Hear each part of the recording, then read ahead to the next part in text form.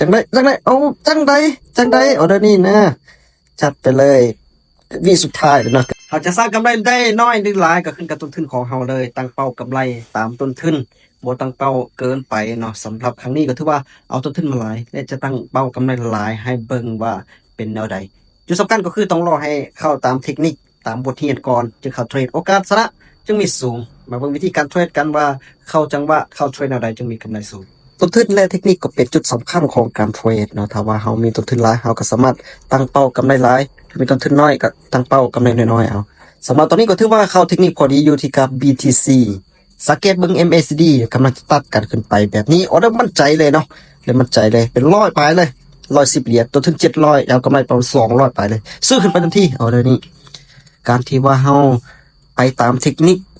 มีความมั่นใจในเทคนิคก็มีโอกาสสูงโอ้โหแต่ว่าภาครัฐลงซับก็มั่นใจว่าโอกาสจะขึ้นสูงเนาะเพราะว่า MACD ใกล้จะตัดกันนะเพราะฉะนั้นเราตามขึ้นซื้อขึ้นไปเลยแนวโน้มแห่งซื้อพักดันตั้งแต่ต้นพุ่น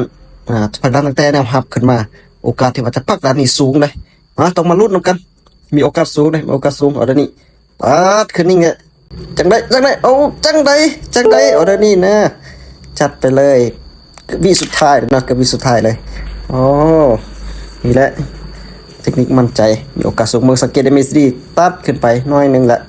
แนวโน้มขาขึ้นพอดีเนาะขาขึ้นระยะสั้นพอดีจัดไปออเดอร์งามๆเลยเอาในนี้ปัดโถพักดันขึ้นสูงเกินเนาะโอ้สูงเกินออเดอร์นี้ก็50มาแต่ไปประมาณ50ไปซื้อขึ้นไปทันทีตามแนวโน้มของตลาดนะตามแนวโน้มของตลาดเราจะบ่สวนเด็ดขาดบางทียาวๆในนี้มันก็อาจจะพักตัวได้เนาะแต่ว่าเราแนวโน้มขาขึ้นโอ้ยขึ้นไปอย่างสวยเลยอย่างสวย MACD กำลังงามๆเลยพักดันแนวโน้มขาขึ้นกับว่าได้ตอนนี้แนวโน้มขาขึ้นกับว่าได้โอ้จะแห่งขายจะพักดันอย่าเฝ้าใจเย็นไหมเนื่องจากว่าแห่งซื้อนี่พักดันอย่างสวยขึ้นไปนิ่งจัดไปอีกออเดอร์ที่2ทำวิน3ออเดอร์ติดนี่น่าจะมีกำไรหลายเลยละเมือง MACD งามๆเลยเนาะ MACD งามๆเลยพักดันขึ้นไปแต่แห่งขายนี่ปฏิเสธมาเข้ามาเลยแห่งขายแทรกเข้ามาอีก1ออเดอร์อีก1ออเดอร์ทวิน3ออเดอร์นี่ก็พักแล้วเนาะตอนนี้ก็กำไร100ปลายละ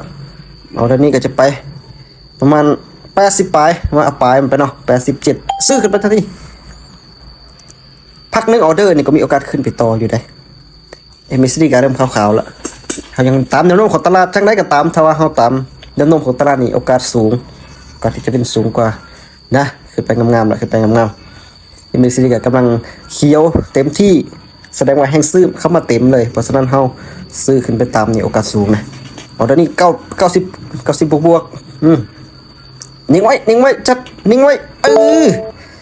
เรียบร้อยเลย3ออเดอร์ติดบวกมาโอ้ตอนนี้900ปลายบวกมา200ปลายเนาะจากต้นทุน700ปลายก็ถือว่า4ล้านปลายละก็ถือว่าพักเนาะ3ออเดอร์ติดการลงทุนมีความเสี่ยงต้องศึกษาให้ดีก่อนลงทุน